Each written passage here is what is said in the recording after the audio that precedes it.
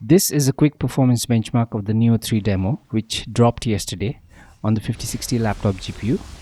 Starting at 1080p with DLAA high settings, against standard enemies, gameplay feels very smooth, but it is not fully locked to 60 FPS.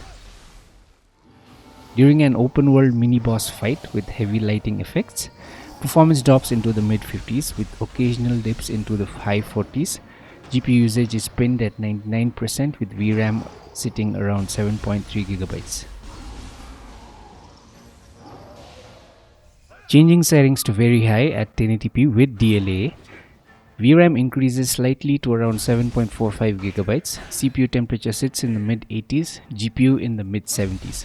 Despite the higher load, gameplay remains very playable, but definitely not a consistent 60.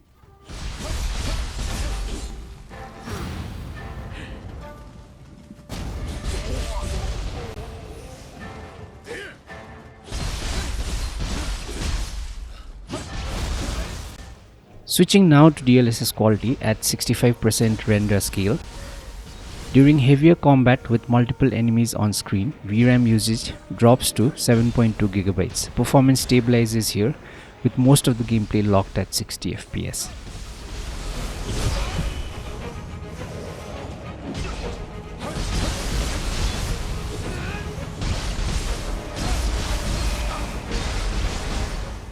Moving up to 1440p with DLAA and mostly ultra settings, that is very high.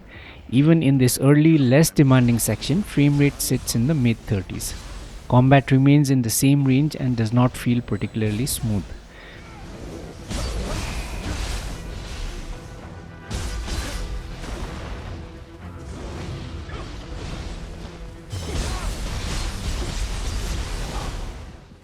Switching to 1440p DLSS Quality with high settings, while traversing the world, frame rates are mostly in the 60 FPS.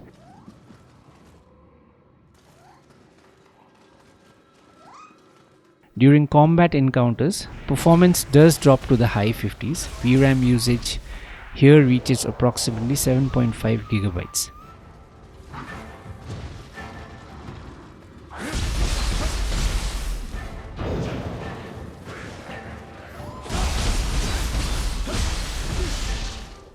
Enabling frame generation at 1440p DLSS Quality with high settings unlocks 120 FPS in the settings menu in this demo. However, real-world performance sits mostly in the mid-70s and mid-80s, well below what the counter suggests. VRAM usage increases further to around 7.86 GB.